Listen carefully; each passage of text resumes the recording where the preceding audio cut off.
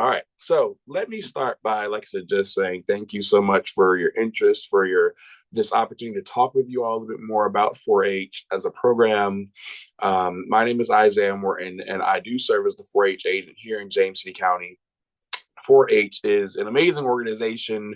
It revolves around youth development, positive youth development, more importantly, and is one of the largest youth organizations to do it. We specialize in this idea that youth need experiential learning opportunities, meaning they experience it, they're learning by doing, they're getting the chance to put their hands on it. It's educational programming at the end of the day. It is, like I said, we're 6 million, almost 10 million in that range of youth strong in regards to national and international members. I mean, I'm just so happy to be able to be a part of this organization and to be fully onboarded now. I just finished up my last professional development, like welcoming training about a week ago. Well, no, it was last Friday actually. And so I'm finally excited to be able to say, yeah, I'm good. I got all the things taken care of. But yeah, I'm just excited to be here and be working on this. And what we're specifically talking about with this is this idea of scholars, this idea of working on a homeschool club, homeschool spin club, whether it be homeschool community club or homeschool spin club. And we'll talk a little bit more about what that means and what that can be broken down into as we move forward. So let me make sure. Yeah, I wanted to give you a little bit more background about me as we start off. I've been a 4-H member personally for almost 10 years now. This is right at the end of year 9. So yeah, next year I think will be actually my 10th year involvement.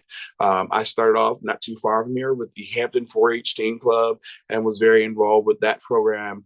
And the skills that I feel like I developed through my time working with Hampton as well as Henrico 4-H, everything from your public speaking to confidence building to just working with a team, those sort of skills that are highly necessary, I feel like, in today's society, are things I can credit specifically to just the work of those agents and the youth that were a part of that program in Hampton 4-H. And so this is really an opportunity to give back. I feel like I'm spending a lot of time, doing a lot of things or working with a lot of the youth that are doing some of the things that I was doing not too very long ago. Everything from being a state ambassador, as you can see in this picture, like I said, working with the state cabinet with 4-H. So there are different levels of involvement when it regards to 4-H, whether it be in your local unit, which would be James City County, your local county, your local locality, or like I said, getting involved in your state or international level. And so I made it as far as states, which is a pretty high accomplishment as far as I'm concerned. And decided from that point, like I said, I would go to college and was very happy to be able to put 4-H programming on my resume. And that was really helpful. Got into Virginia Tech and chose to go somewhere else instead. That's a whole other conversation. But I still continue to foster a great relationship with the 4-H agents and continue to volunteer all the way through my undergraduate degree. And found myself in a position my junior year to be able to intern and be a emergency hire, so temporarily assisted in the position of when there was nobody in a position to help at the city of Richmond. So I helped do their camping effort and get their campers to 4-H junior camp that summer because there was nobody in that position. And that really, like I said, got me this idea that maybe I would really enjoy the idea of working with Extension and working as a 4-H agent as a career after school.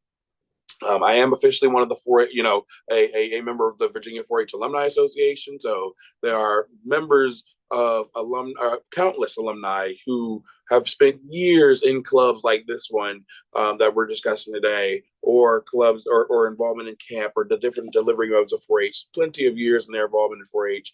And I'm one of their younger side members, most definitely. But it just shows you the continuity, the amount of people that really are behind and supportive of 4-H.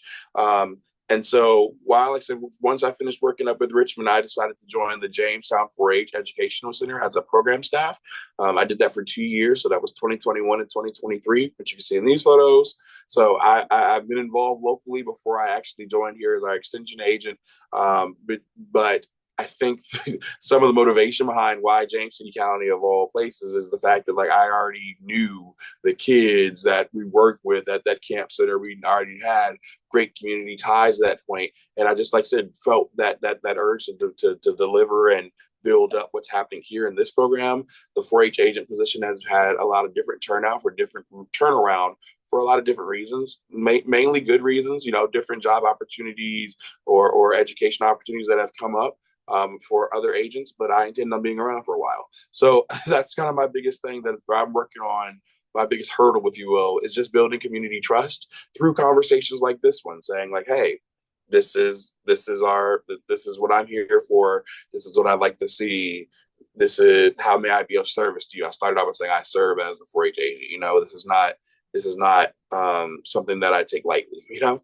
So I hope that gives you a little bit more guidance, a little bit of background about me and the work I'm trying to do. I specialize still in working with our young people, particularly like our teen age, I would say. So teen leadership and teen empowerment and team building. Because of my work with the 4-H Center, I would say, like I said, all three are very comfortable areas of mine. However, like I said, because of my long extended efforts with 4-H and my community around me, I feel like it's a working system. We're having a good time here. We're good. So that's your breakdown of me. And so let's move into, before we go directly into the conversation about a homeschool 4-H program, making sure we're all on the same page regarding what 4-H is entirely. Excuse me. I got water. Perfect. Okay. So 4-H entirely. What is 4-H? Does anybody, I'll just do a check-in, feel comfortable explaining? If I said, what is 4-H, what would you say, particularly for a resident in James City County, what would you say 4-H is? Like, and we're not talking like, if you have a lot of experience, we've maybe been tracking us on Facebook and stuff like, what 4-H is. Maybe this isn't your turn. Let me word it this way. How would somebody in the community of James City County, what is one thing they would point to? What would they describe 4-H as? What's something they would use? Anybody out there? I don't mind speaking up, Isaiah. So for us in James City County, it's a camp. So every summer, Yes. our son goes to camp, right? The adventure. Yes. Correct. Thank you. That was one answer. All right. Now, generally, let's back this up. Like I said, just outside of James City County, if I was to say, oh my God, I'm a member of 4-H, what is something stereotypically that people associate immediately with 4-H outside of camp? I'm chatty. Horseback riding. Okay, yep, horses, but a little bit more general than horses, and it's okay. We're like I said, it's a conversation. Animals, thank you. The waddles. Okay, yes, animals. Most definitely. It's always animals. There's one more A word that I'm thinking of besides animals. It's kind of closely related. Anybody know?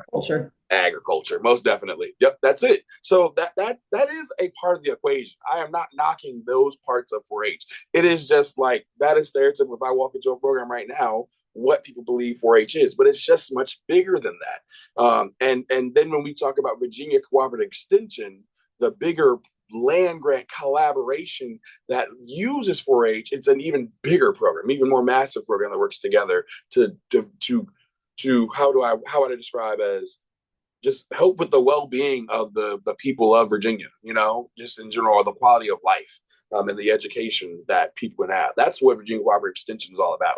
So let me break this down a little bit further. When I talk about 4-H, what we're trying to do here, what people are doing in the 106, 107 unit offices around the state of Virginia, the multiple, county offices that are in different states. Every state does have a land grant university that does have a form of extension, thus more than likely has a form of 4-H as well in the United States. So there is 4-H everywhere, literally. And so when we describe 4-H here, we're talking about the research-based program that is developed for youth. So any of these curriculums that I could pull in this library behind me has a big 4-H peer-reviewed stamp on it because we have scientists and people who are working at Virginia State University and Virginia Tech to actually make sure that the stuff they're providing is research-based and is credible. So it's not something I'm pulling off of Pinterest. Like I said, we're working together to make it like, accurate stuff. I work for Virginia Tech. I am technically lecturer rank. Like I'm an educator in that sense, So it's academia most definitely through and through. I already talked a little about that hands-on, the experiential learning model, that idea that we want to learn by doing. We don't want to just lecture the whole time. We want people to actually do stuff. And that's a big part of what 4-H is as well. And making sure that we're inclusive to everybody. So this is definitely an avenue of making sure that we're catching that. It's like, I spend a lot of time obviously trying to, make myself present in public school, but it's good conversation to say, hey, we got to check on private school too. We got to talk to our military school, and now we have homeschool as well. So I'm really happy to be able to establish that and work through this conversation and get y'all what y'all need as well. Everybody deserves to be a part. And then we have different categories of what we focus on in regards to 4-H. So yes, ag is one of those areas, most definitely. Civic engagement is another area that we spend a lot of time with. Citizenship is another area. Healthy living, creative arts and expression. STEM most definitely is a heavy section in regards to those different programmatic areas that we are trying to deliver education in. Those are just the main categories of stuff. So that's kind of what I would say if I was to describe 4-H in regards to if someone was asking me 4-H and to break it down today, that's what I would say. But I would also won't forget, like I said, there's multiple ways that we go about doing that. Between going to camp, yes. Or doing a 4-H club, and that could be different formations of that, whether it be like a military club, a STEM club, a spin club as well, after school program, before school program, Zoom program, as we know after COVID, like I said, just the idea of like working virtually or delivering at home curriculum so you can do these programs at home. Yeah, all that is a different delivery mode, but it's still 4-H. And regardless of if you go to camp, or if you're involved in all the clubs we have here, you are the same. You are a 4-H member through and through. We're happy to have you. So I want to make sure I establish that there's no like different ranking system for your involvement. We're just happy to be able to share knowledge and be able to make that happen. See somebody in the waiting room. Let me add them in. Cool. So I hope that was pretty easy to explain. I'm gonna move on. When we talk about the mission, what it looks like after the fact of, the idea is that we're helping youth acquire knowledge, that we're giving them their skills that they need in order to become, this line I like to use a lot, self-directing, productive, and contributing members of society. So that's what the end goal is, that once they age out, they are able to make decisions for themselves and make good decisions, that they are able to learn from others and learn from their mistakes, but as well as make good choices so they can avoid some mistakes. And just in general, like I said, be able to contribute to society one way or another, whether it be through voting, whether it be through promoting good character, or whether it be cleaning up the environment. This is just what 4-H looks like. So definitely those things are outcomes of our program. And then we have our 4-H pledge, which all members are, we kind of recite as our mantra. The 4-H says that I pledge my head to clearer thinking. So we're thinking about the mental development, obviously through, from teaching and in the sense you like your STEM knowledge and stuff like that. So that's pledging my head to clearer thinking, my heart to greater loyalty. So then we're talking about social and emotional development more so, how your thoughts and your feelings matter. So head to clearer thinking, heart to greater loyalty. My hands to larger service. We promote the idea of doing community service and service learning, and just like I said, that hands-on learning. So skill development is part of that. And then my health to better living. We promote healthy living. We say it's time to go outside. We say physical development is the way we want people to work toward. For my club, your 4-H club, my community, the James City County community and surrounding around, the country of the United States, and the world. Like I said, it is an international organization. That the world part got added in there not too long ago. I'll say maybe 20, 30 years. It hasn't been that long. So that's the breakdown of the 4-H pledge, and like just the breakdown of 4-H as an organization. Does that help? Is everybody is that okay? I'm just make sure that's a good understanding, because Yeah. I don't want you guys to walk away from this meeting and just say, oh, Jamestown 4-H Center is 4-H. They are 4-H. But they're not just that. That's not it. There's more, most definitely. Cool. Really helpful. Great, great, great. Glad to add that in there. And so another facet, important context to bring into this conversation is that the things that we do is also needs based. It is research based, but it's also needs based. So that basically means that somebody has spent time looking at and talking to people in the community to say this is what the priority should be on in regards to what work we're doing here in James City County. Let me make sure I word that. Let me try and break that down a little further. Um, when I came into this office, one of the first things that they asked me to do was just get to know the community. Go find our community stakeholders. Go talk to social services. Go talk to CDR, Child Development Resources. Go get a relationship with Parks and Rec. Go find the Boys and Girls Club. Go find the YMCA. Youth serving organizations, right? That's just on the 4-H side. We have multiple agents. I have an A&R agent. He has his work with Colonial Soil and Water District, the Master Gardeners. He works in regards to finding research on his side. We have Family Focus, and they spend time with youth agencies that work with 0 to 5. So a lot more time with like CDR and fatherhood and stuff like that. So our local organizations, we spend time with our community's leaders, like our board of supervisors, and for Williamsburg, it's the city council, stuff like that, to figure out what exactly what do we need to do? What do we need to do first? There's constantly different things that we could be working on and improving for youth. And so the best way we go about that is with a research-based needs-based assessment. From those needs-based assessment, this is why you'll see some agriculture pop up again, because between the work that is done already by James City County Board of Supervisors with their comprehensive plan, for example, or the strategic plan, if you ever read that, that's a clear indicator. And like I said, VCE, Virginia Cooperative Extension, we do our own unit profiles and situational analysis as well to kind of gauge that same information from the community, from community stakeholders, from parents, from kids that are actively part of our program and those who are not. A lot of that stuff is done. I think it's done on a 5-year basis. So the next time you'll probably see information pop out from me saying stuff like, hey, we need to talk about what's the new priority, in a sense, will probably be around 2028, I believe. I think the last one was in 2023.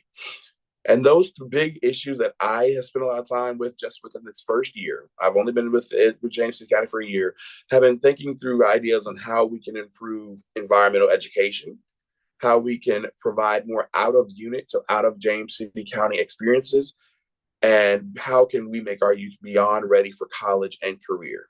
So like I said, we are currently, those are some of the bigger 3 priorities. When I hear those, they resonate and say, okay, these are something that I can definitely work on and work toward. And just so we're on the same page, these are some of the models, like I said, the actual data Virginia Cooperative Extension has collected, stating these are the things that people want to work on. And so people like you have done polls and done surveys and submitted this information. Other community stakeholders have submitted that same information. And so just in general, if you look at, for this first one, for example, top 10 issues by age, the number 1 issue for people that are 18 to 34, so looking at the young people, is preventing suicide. And as you go further down, you find addressing hunger issues, ensuring safe, high quality foods, addressing adult and youth mental health. You see all this data has been collected trying to figure out, saying, okay, these are the things that we need to be working on. But you'll see some of the same things resonate in that top 10, regardless of what age group you're in, regardless of what different area you live in. So we see large city versus suburb. This is the main one right here, basically saying, like I said, through the state of Virginia, what is the priorities from everybody who was the survey information was collected for on the VCE side. And like I said, because of me only being in the community for a year, we don't have personally, in my opinion, I'll say, the most defined, pointed information regarding what 4-H can be doing for James City County, but we can do a pretty good estimated, educated guess based off of the data that's around, the data of Virginia, what the James City County Comprehensive Plan says. This is just what I mean when I say research-based and needs-based assessment, that it's not me just saying, oh, I think the community wants robots. The community loves robots. We should do robots, and we're going for it. It's got to be a little bit more detailed than that, just to make sure that we're actively doing what we need to do for the community in a priority-based system. So Going forward, what I plan to do, or just how we've addressed some of those issues. So that first issue was if you, I'm look, got to go back to make sure environmental education. We spend a lot of time focusing on our 4-H junior camp effort and making sure that camp is an opportunity that others can experience, not just the same kids all the time, regardless of what you're dealing with in regards to your finances. So I work a lot regarding finding scholarships for youth. Um, Colonial riders is a big part of the environmental education because not only are they simply horseback riding, as mentioned earlier, but they're spending a lot of time actively working with animal science and learning. So it's a bigger experience than just simply competitive horseback riding. In fact, some of them don't even have horses to ride. We do horseless competition with colonial riders. And like I said, it's a bigger organization, it's a team. So they're learning all those skills that go around that idea of building a team as well. And embryology, another part of animal science as well. I find that talking through animal science, working in different spaces where they do animal science, we can easily connect that to, well, if you don't treat your animals right, or if you don't treat your environment right, we don't get to have the animals that we want, you know? So there is a connection, most definitely. And within this first year, I've been really happy to see how those programs have been maintained and improved. The second one was out of unit experiences. So we're spending more time developing transportation methods to get youth to those state opportunities and national opportunities. Next year, you'll see small delegation at a national conference for 4-H in Washington, D.C. It's an awesome opportunity that I'm glad we're able to provide. The same thing can be said to go to the state horse show. That's not something that everybody can go to, but we do provide that opportunity and work together to create some funding access, some assistance to be able to make sure that youth have it a little bit easier to get to the state horse show or to go to state congress.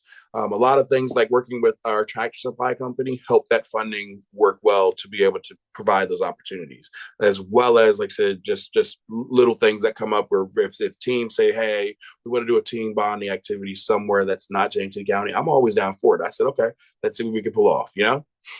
And the last one is college and career readiness. That was that third one.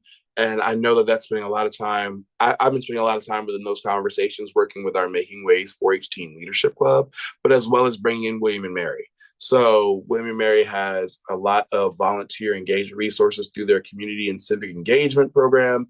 I've been doing my part in regards to trying to get to know them and trying to establish what 4-H's needs are in this local area and trying to build back that partnership that has been there in the past. So I am excited to continue to keep building that up, and just so we can get our kids hopefully more experience in feeling what that college environment looks like, with the College of Women Mary being so close. So that, and it's also bringing in opportunities to have Virginia Tech and Virginia State be involved as well. So I'm excited to see how that, just on my end, like I said, those are just some of the easy priorities I can point to. If somebody asks, well, what am I doing about it?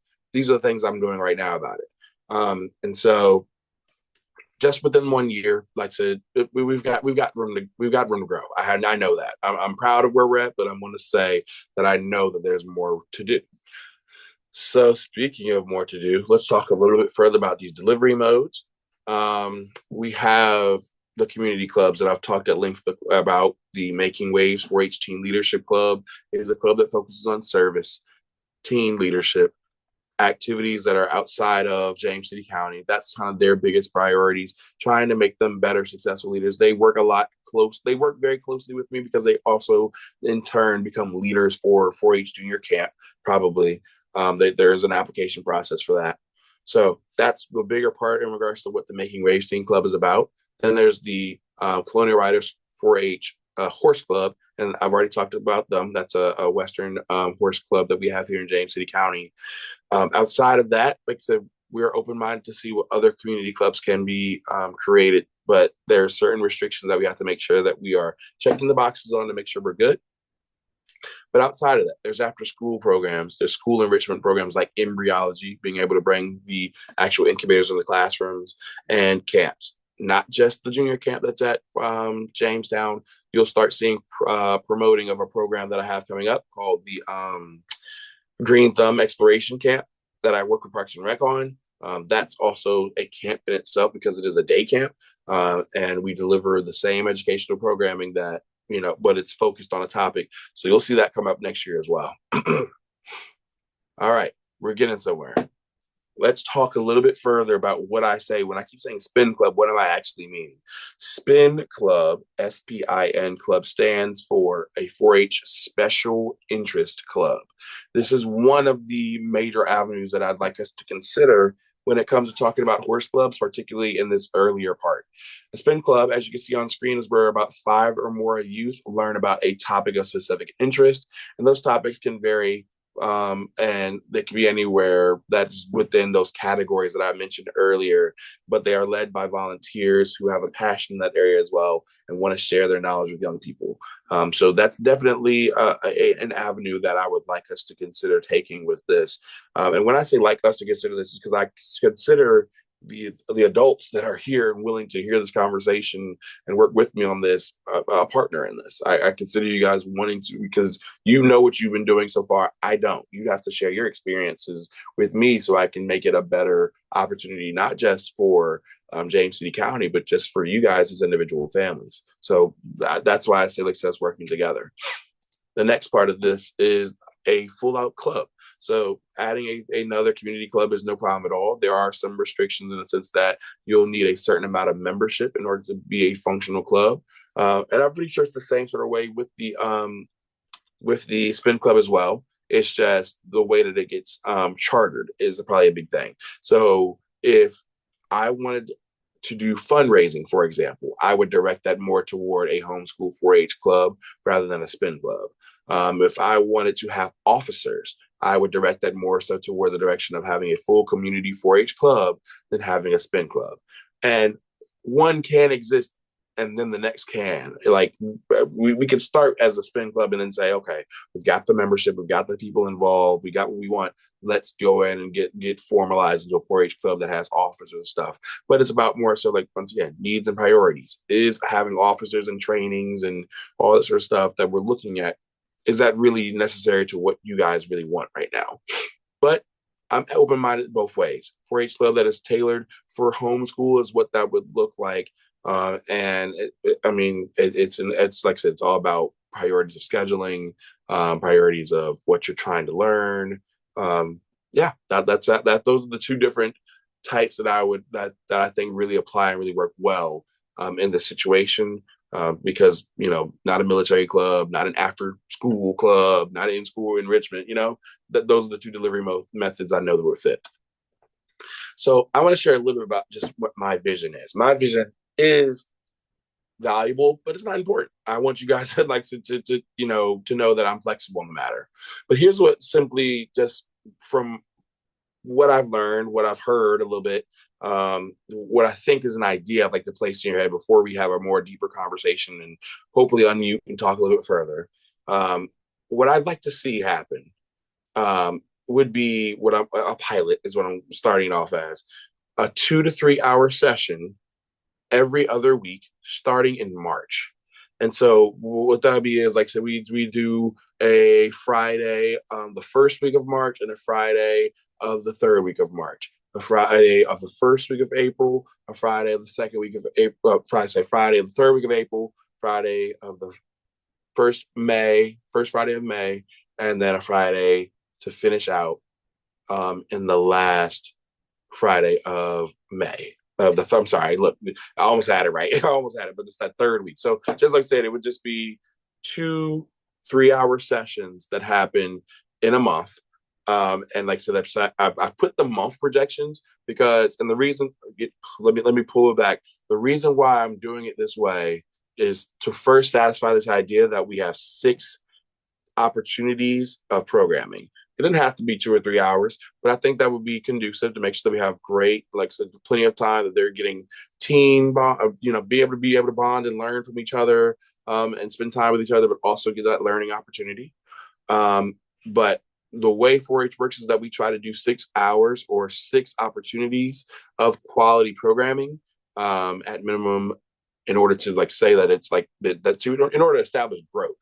It's hard for me able to just come into a space one time and say, oh, you learned something today. But if I can see you over 6 period of times, apparently I can say, this is the starting point, this is where you were, and then do a post test at the end and say, this is where you are now. So that's why 6. That's why it's like March, April, May, 2 times in a month. Then I'd like to repeat it with some changes, the things that wherever we learn, whatever we improve on, with more volunteer involvement, looking towards September, October, November for the fall of 2025. So both of these times, like I said, looking toward next year. And also the idea behind, like I said, pushing into, like I said, March is the idea that we need to spend a little bit more time making sure that I get everybody trained and get everybody vetted and all the things like that, which I have a little bit further on a later slide. In regards to the subject matter, for my intention would be that there be a spring projection. For the spring projection, we decide what that subject matter will be. And I've seen so many of your Facebook comments and just haven't had a chance to be able to collectively say, okay, these are the ones that are all saying the same thing. These are some things that I can do. These are the things I can't do. Haven't had enough time with that yet, but I'm definitely getting there. And the same thing would happen toward the fall. So just being able to look at both of those and just, like I said, decide on one core category that would really work for, like I said, for a pilot, just to see where that goes. And especially if it's a spin club, you want it to be designated as a specific interest, right? So that's kind of where what I bring to the table as an idea. You can decide, like, so when we talk about further saying, honestly, that's light. We could do more. And I'll be honest with you, and like I said, we'll talk a little bit further. So that why I made those choices in regards to what my vision is. Or you can say, oh, that's too much. We need to actually pull back and do the spread this over 6 months. And I'm like, okay, cool. Let me go to the drawing board. Let's see how we can pull that off. Let's talk a little further. Why you say that? I'm open minded. I just didn't want you guys to. I didn't want to just leave you all to the wind and say, go ahead, here, y'all figure it out. I wanted to come in with something saying this is what I think kind of would look like a plan. So let's move from here. I do want to caution before we go any further, just saying just how any further clubs in a sense worked. And just like even with Colonial Riders, the horse club, I won't say as much the making waves. However, I did just put out an email saying like, hey, I can't do it all. And so that's what I'm going to share with you the same way. I love to build these programs. I love to be able to be helpful and make James City County massive in regards to the amount of youth that we are serving.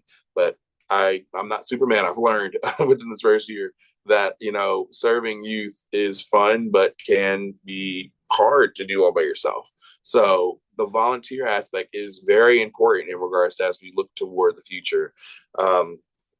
It's very important, but not difficult, in the sense that we will be working together as partners. How I would see that is, especially in that first time, I would be very involved in regards to making sure for that first session, if that was the plan we followed, to make sure that everything goes smoothly for those 6 sessions. But what if on the fall one, things go really well in the spring, we look toward the fall one, I say, okay, I'll come to 3 sessions. Or I'll only stay for an hour during all the 6 sessions, and I'll leave after that. The point is that we get to a space where y'all feel comfortable with me working with y'all when I can, but being, but enough space that y'all are able to create that space and work together in a community of trust. And if there's any issues, you share that and let me know. So that's kind of what, like I said, what I'm supposed to be pushing everybody toward at some point. Like I said, the volunteers are the base of everything that we do in Extension, whether it be an Extension Leadership Council or whether it be go to camp, whether it be a part of these clubs. We simply need our volunteers. We can't just do it alone. So I definitely wanted to make sure I put that out there. I put that on Facebook as well, saying like, I love the idea, want to do something for homeschoolers, can't do it by myself, can't add the bandwidth on without having more people that are above the age of 18 that can supervise and can teach and can willing to share and fail and learn, all these different things, we need those people as well. So in regards to volunteering and being a part of that, like I said, the biggest hurdle on my end, I feel like, is that you just gotta say, I want to, you gotta help, you gotta say like, what can I do? And from there, we support each other. I get you screened, which means, like I said, there is a specific background check process that you have to do when you sign up with 4-H Online. I get you trained and say, these are the different policies that Virginia Tech and 4-H administrative says we must do. And then we interview, we talk. That's the vetting process. It's just like having a conversation. So what are your interests? What do you think this looks like long term? What can you do? Those are some of the big things, like I said, when we talk about volunteers on the back end. But it all starts with somebody raising their hand saying, yeah, I recognize the need and I want to help. I recognize and I want to buy in. So yeah, that's my plug for that part. Got to make sure I mention that. And yeah, I thought that's what I thought we were. So I'm now completely. I'm basically going to moderate at this point. I have list of questions, whether it comes down to homeschooling needs, program logistics. I also included community involvement, goals and outcomes, barrier solutions, and feedback and collaboration that I have put together in what I'm calling open forum.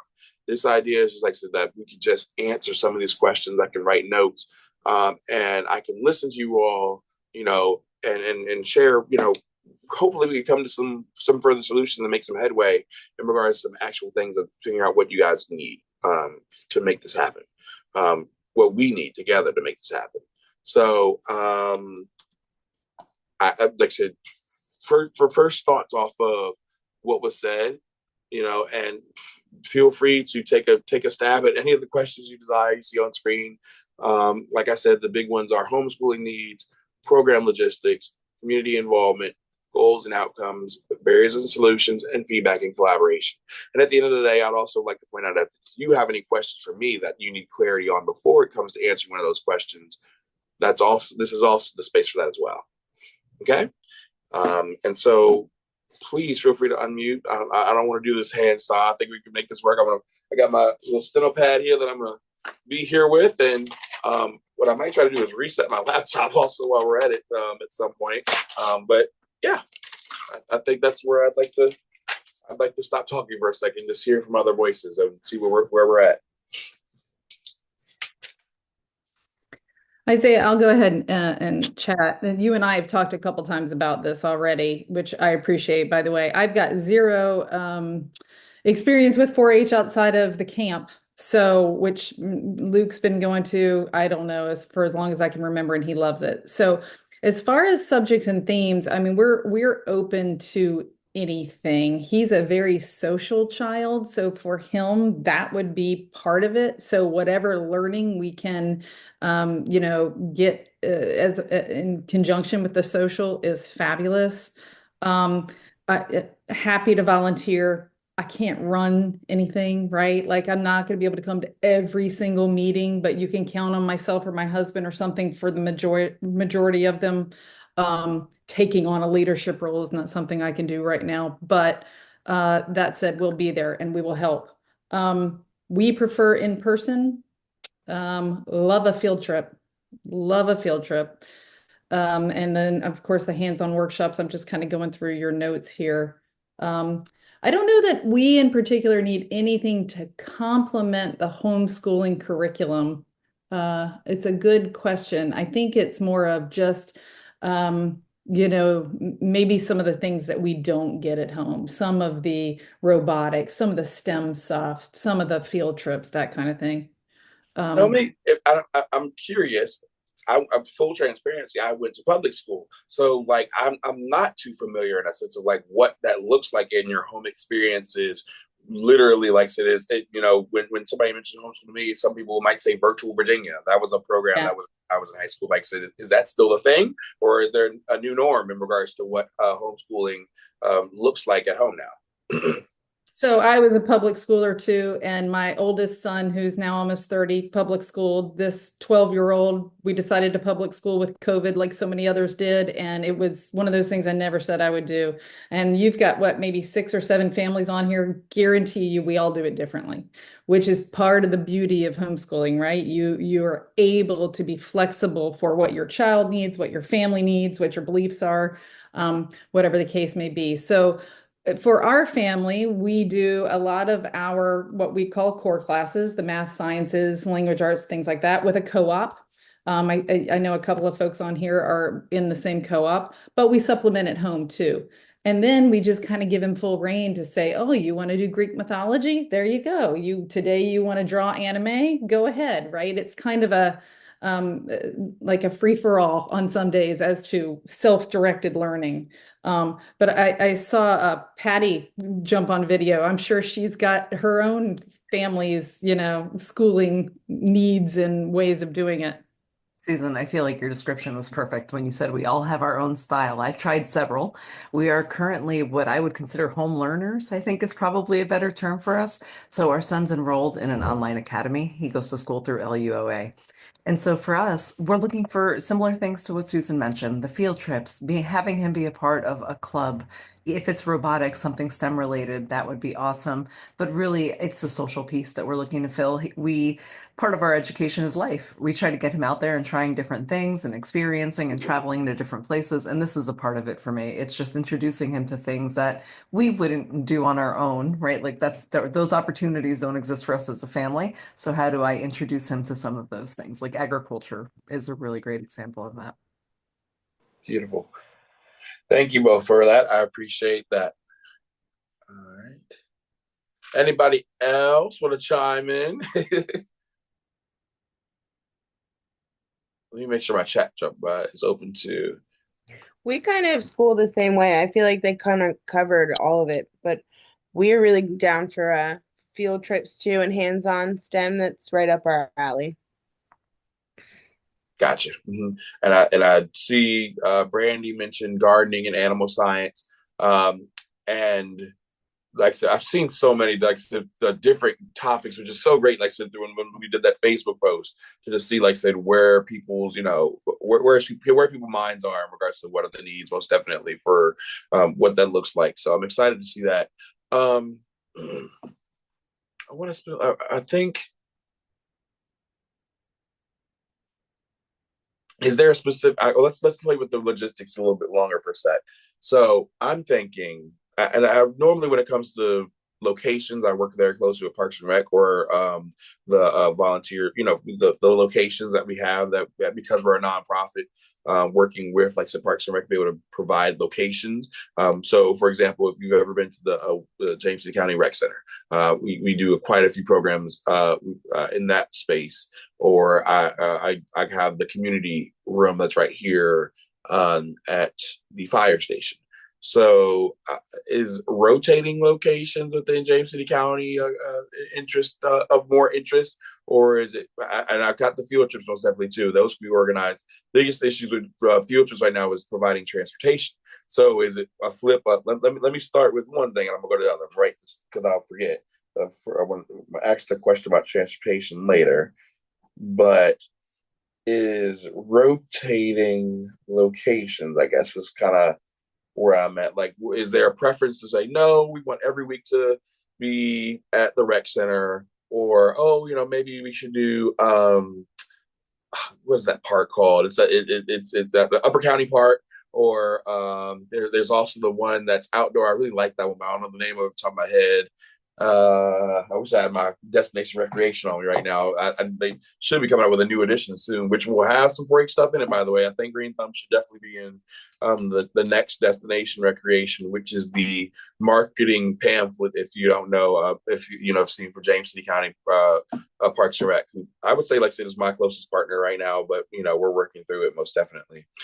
There's another one I can't think of. It's gonna bother me until it'll come to mind later. But it's one of those venues. It's outdoor, but it's also like has an indoor small space, and it's like it's just cute. It's nice, but I haven't used it yet. I would like to. Just their timing and their scheduling is a little different than I can work with. Anyway, pulling back, the question was rotating locations, consistent locations. Any preference between the two? As long as we know where to go, it doesn't matter to us. Cool. And Patty said it. It's Freedom Park. It is so Freedom Park. Yes. Thank you so much. It was gonna bother me until I remembered. Yeah. Thank you. You're welcome. Yeah, it's real nice out there. I've considered doing some teen counselor training and stuff like that, but the scheduling with the teen counselors, like, so they like, oh, we want to do Sundays at 5:00, and it's like, well, sorry, there's a lot of things that are closed at 5:00 on Sunday, So They have a really nice botanical garden, Isaiah. Maybe we can trade space for volunteer time. Yeah.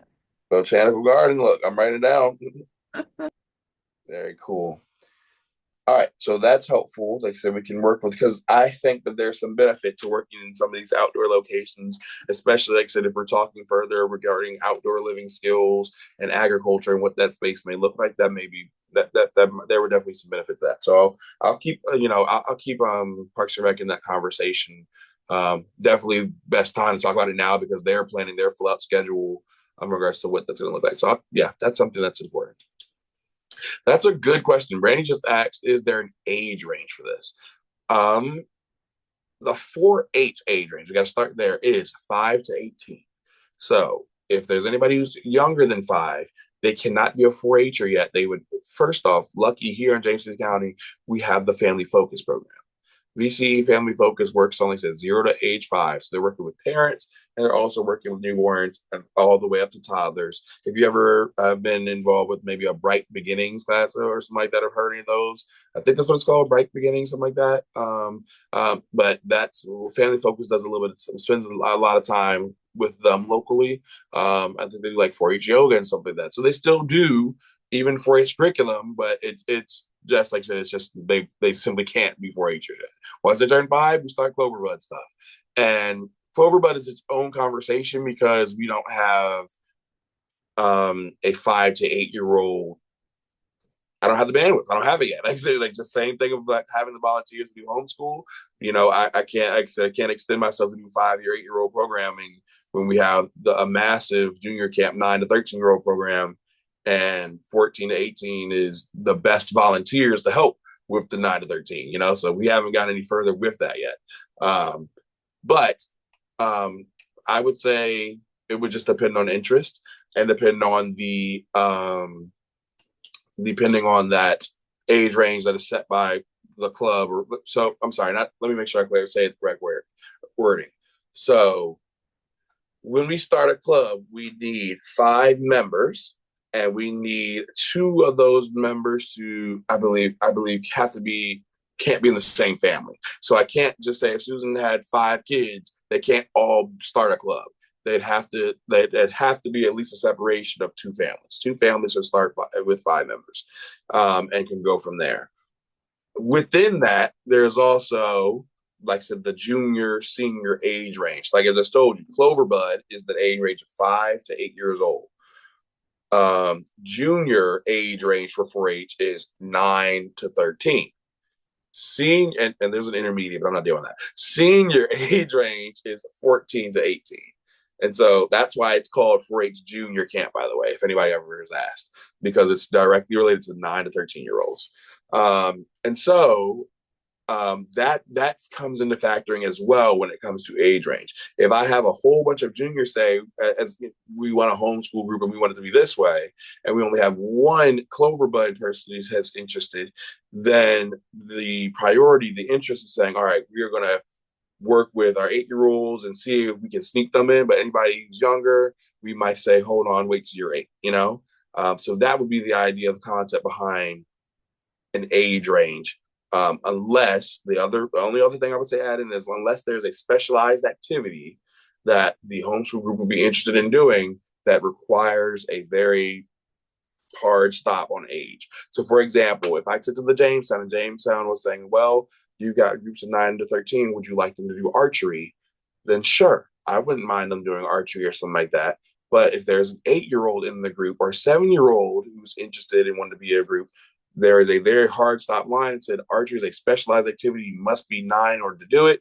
Thus, you see, like I said, it doesn't work.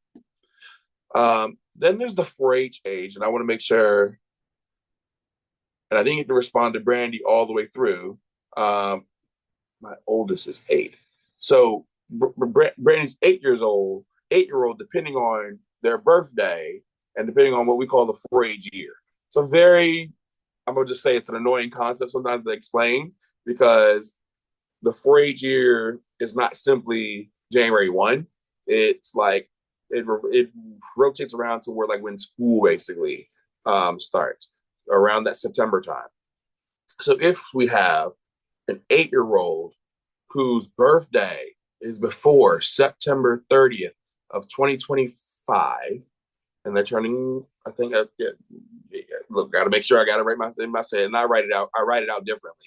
But if they have their birthday before that time, technically they can be classified as 9, even if they're 8, you know, and they could do archery in 2024. It's a very niche thing that happens in those transition age when you're transitioning from 8 to 9 and transitioning from 13 to 14. This is how we end up having like 14-year-olds into being teen counselors for camp, for example.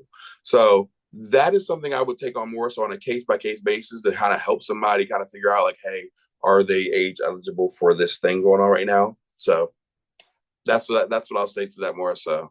And I'll reach out to Brandy. Isaiah, can you help me understand just a little bit because I want to make sure that I do. So let's say for this homeschool group, do we need to choose an age range to be junior or senior, for example? So I've got a 12-year-old, he'll be 13 in March. Would he age out of a junior club within the year? Let me hold on. I heard your question and was Googling at the same time. I should have done one at a time. Okay, so I was trying to find the correct thing and see. I even have it written out somewhere on the website because this is my website. Let me see. Camp I age. guess part of my question is, do we have a choice in the ages that we as a group decide we want this homeschool club to be? Or is it going to be kind of a preset? There would be a junior one and there would be a senior one. I'm going to say more so toward the former. I would say there is autonomy on the matter. I just want it to be because of the specialization of what we're trying to teach. That's also another part of that. That's what I was saying about the archery thing. So it's like if you want to teach a heavy, I got curriculum back here. One is called Your Thoughts Matter, and one is called Your Feelings Matter. Both are social emotional wellness curriculum.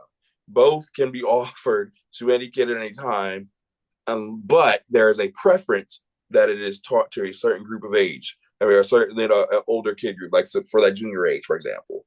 Yeah. So I'm sorry, so for the senior age example. So that would mean, that we'd have to be intentional and say, okay, we will teach to this smaller group your thoughts matter. We'll teach to this group your feelings matter. That would be a conversation that would happen within those groups. And I did just put up on screen the camp age policy per what the leadership council says what I would use for camp, for example, kind of to break it down. It's challenging and confusing. And like I said, if you have a situation where you're like, hey, my kid is turning this year, can I get some verification on the policy? I'd be like, yeah, let me look at it and let me get it. Because a lot of times, even I have to go check with somebody to make sure I'm right when it comes to the age policy, just to be sure. It's weird. And it's new to me. So I'm trying my best to get a little on top of that. So yeah, I hope I answered your question a little bit more. There is autonomy. Just know that those age ranges are classified. Like that junior, senior stuff is not something that's James City County that is forged as a program. And regardless of who you say can be a part of scholars, the education that we provide has to match the kid. I don't want to give a 18-year-old the same curriculum that I would try to teach an 8-year-old. It won't work. Yeah, understood. Mm-hmm. Yeah. Cool, I have a question real quick. Okay, yeah, Mm-hmm. Okay, so but my boys are 9 and almost 12, so they are firmly junior. But yep. As far as the homeschool group, so we have specific goals in our family, and so we lean more towards academic and leadership, and less towards gardening and agriculture. Right. So when will we know are we going to narrow down the goals for the group and then? Yes. Is there a timeline for that? I think that, so I guess the concept of next steps, right, is what's going to look like is in a formal sign up. And that's going to say, like I said, hey, this is, the primary goals of what I want the kids to be involved with. This is the age group. So those sort of questions will come out in some form of Google form survey sort of situation. And then we can all be able, it'll be sort of like public access to the information that y'all need to know versus what I need to know. Those sort of things will be able to say, hey, the majority of y'all said that y'all want to do agriculture. So that's the first one we're going with first. And that lines up with this needs-based assessment and said that we can do that first. Now, we just told you it's a second session. Let's look at the fall one. Say we really want to focus on leadership. And mind you, I spend a lot of time trying to do leadership and things like that within the curriculum that we already do. So there will, even if the subject matter is something simple as agriculture, for example, right? I would spend time and say, let's talk about agribusiness within agriculture. That means leading your own entrepreneurial, having a job, or leading a company or something like that in your future, but also talking about agriculture. So just keeping that in mind in regards to like leadership is something I told you I specialize in. I would always try to make sure that is included within what we're trying to talk, whatever subject matter we're on. But yes, I think that's what that would be the next step in regards to what this looks like. It will be that we'll send out a sign up form, and whatever we can kind of find where it aligns with what the needs-based assessment says we need to do and what you guys really, really want the most. That'll be what it starts with. And then we would do that session by session, And my hope is also that there be, like I said, that committee of volunteers that are kind of leading the charge with me saying, hey, this works. This doesn't work. This is something I feel comfortable doing. This is something I don't feel comfortable doing, to kind of help us guide in that decision as well. Like I said, with that transparency that we're sharing, this is what y'all want. So does that help answer that question a little bit? Yes. You said leadership, and what was the other one? I'm writing that one down. Just academics. Yes. So our family, we're technically homeschoolers, but we barely do any school at home. So we take advantage of classes at William and Mary. So we're always interested in partnering with William and Mary and higher education. Mm-hmm. One of my kids wants to be a politician when he's older, so we're on that track for him. There you go. But we're involved with something almost every day of the week. So they're at some class all the time. They're travel sports players. We do everything full on all the time. So the social aspect isn't like top priority because my kids already have that. So I'm more interested in the specifics and the actual goals of the group. Fair enough. And developing the goals, like I said, is a bigger conversation, like I said, that comes from a conversation like this, to kind of like, a specialized group more. So saying like, this is what that's going to be. Some leadership behind it. I know that Susan was saying, like, like maybe I can't like implement and teach, or I can't like run it, but running it takes different forms, is what I guess is the point I wanted to make. It's like, whether it's like just being somebody who can be more so the person that can be the person who jots notes, or the person who can teach, or the person who can do that. Like there's things. There's different ways to lead, I would say. So within that, I would say leadership committee, if you will, if I'm thinking this out, that would be a conversation that we could have to make sure, are we implementing the goals equitably so everybody's getting what we need? Definitely for this basic leadership. I'm sorry, like I said, because that's a passion point of my own, Thank you. Yeah, no problem. All right. Anything else that right now? I mean, this is, like I said, it's an interest meeting. It's like I said, this hope was like so that we can just talk and get where it's on. I can get where your head's at, you can get where mine's at, and like I said, just kind of we can talk about anything that y'all want, what you're leaning more toward. Does the 3-month concept that I brought out sound kind of like what you're looking toward, or for at least to get started, and then we can talk about further, or should we lean more or less? That schedule would be great for us, I think. Yeah, it just depends on the day for us. Okay, that's important. Yeah, Fridays work because that's the only day I don't have anything right now. I was itching that way personally in the first place. Yeah. Okay. But I gotta also, like I said, with other conferences and stuff that happen, the teen counselors meet Tuesdays and Thursdays. I'm not really worried about them, and the other 2 clubs, they meet pretty much like on weekends, on Sundays and Saturdays and stuff. So I said Friday would probably be a good spot to especially for me to get started with things rolling. And for homeschoolers, we usually have a flexible schedule, so it doesn't have to be like evening, right. It can be daytime. During the day, that's actually better. Actually, would prefer to do it in the work day. Can't lie to you. Then I don't have to stay extra hours. Like the office closed 30 minutes ago. It is what it is. It's okay. I was getting adjusted. I didn't want to try. There was a lot going on today, so this worked well to do at 4:00 today. But sure, Friday would be nice. What time would you be thinking about?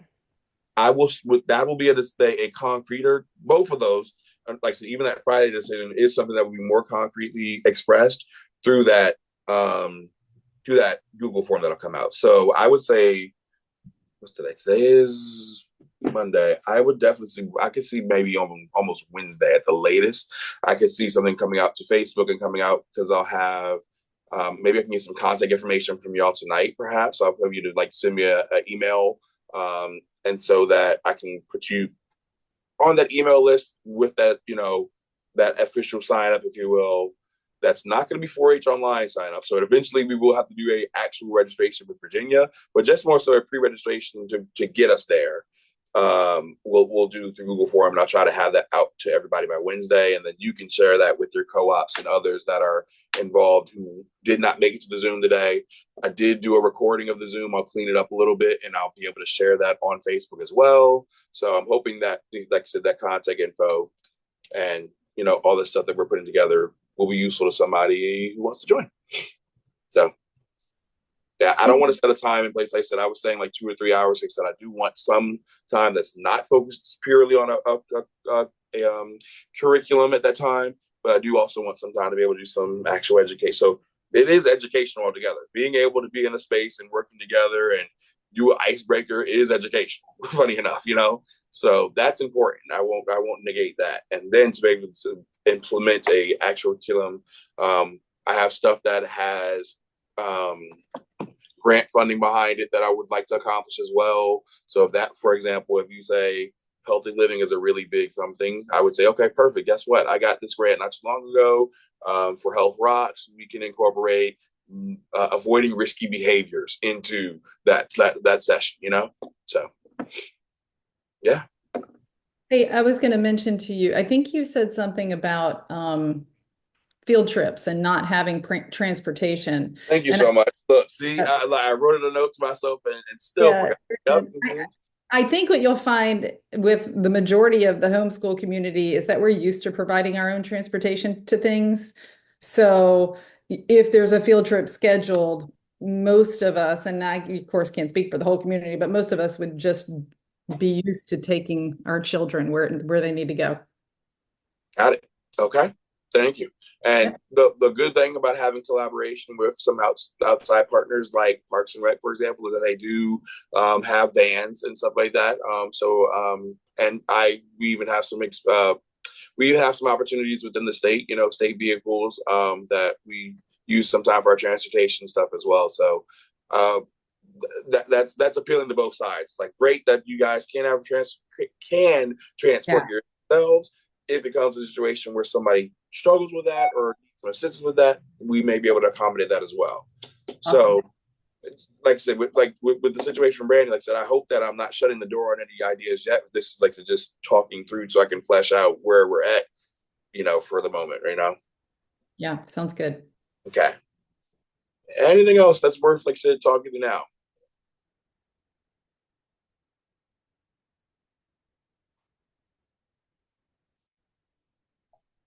Okay.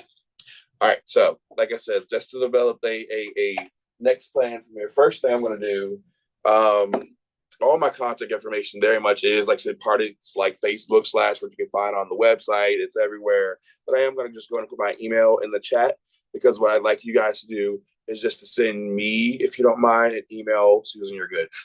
Just send me an email. It's like, hey, thank you for having tonight. This is my email address so that I can send you the Google form on Wednesday. So like I said, I'm committed to that. I'm going to make sure I have that done it might be even done tomorrow. So if you can get that email to me as soon as possible, just saying, hello, thank you for having us. This is my email. Send me the Google form, as well as any other families you like.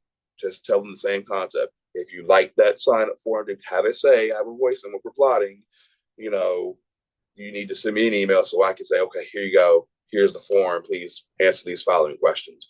What I might actually do, Susan, I'm sorry, you're my point person right now. You're probably going to send the form to you first, and that'll kind of give us an idea of if there's anything that's missing that we need to definitely hit an answer on. I wrote down, like I said, a laundry list of things that I want to make sure that definitely get addressed, and even some of the questions that I'm came up tonight, but also that I wrote in my presentation. Those sort of questions will definitely be a part of it. Just to make sure that we're getting everybody's voice. So that'll happen first. Do you mind if I share your email in the Facebook groups and stuff like that? Yeah, absolutely. Please do. Please And do. Please. everybody can, you'll get tons of emails from people saying, I send get a me spam email. That's what we sad. Like, so if I get tore up, but that is what it is. Virginia Tech will take okay. care of it.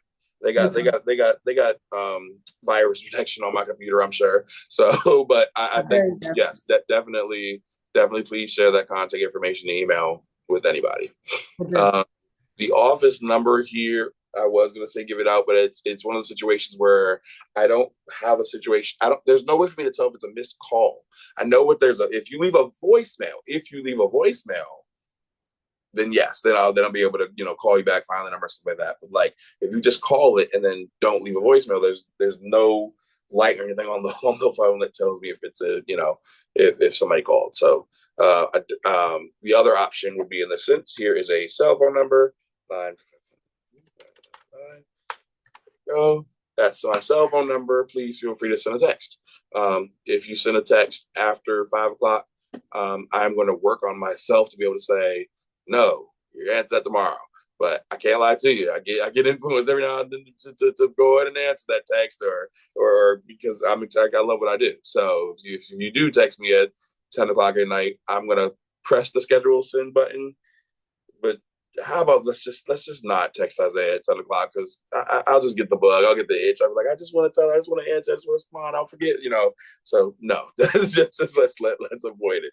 But the email definitely is actually primary, because if I'm not around my phone or something like that, or not able to have service, they normally, if I'm at a conference, something like that, or something out in the community, I have more likely to have internet than I have cell phone. In the schools, brick mortar buildings, but I do have EduRoam, so it's one of those situations. Like, yeah, I have Wi-Fi, but probably won't have cell phone service. So, well, I won't share your cell phone. You're a braver person than I am, but I will share your email. And it's a work cell phone number, so I can easily click the button and say, do not disturb on that number. We can also share the Google form when it comes out too. So probably best. Yeah.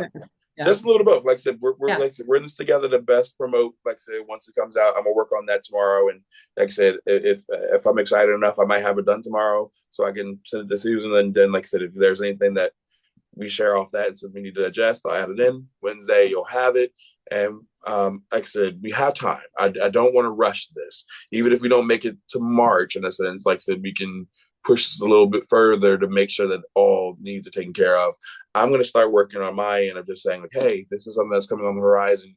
What do we need to do in regards to reserving spaces and locations and field trip opportunities, and stuff like that, and to see what we can do. But some of that will really be evident things that some of those decisions will really come out of what responses come from those conversations about what the main priority is, and it'll be worded just that way. It'll be a drop-down menu. So what is your first educational priority based on these choices? And so that and then it'll go down from there. So yeah. Well, thank you very much. I appreciate. I'm excited. So am I. Thank y'all for joining me this afternoon. Now it's not dark outside. It's 5 o'clock now. It's all good. I'm good. All righty. All right. Yes, you're welcome. All right. Looking forward to talking more soon. All right. Bye-bye. All right. Bye, guys.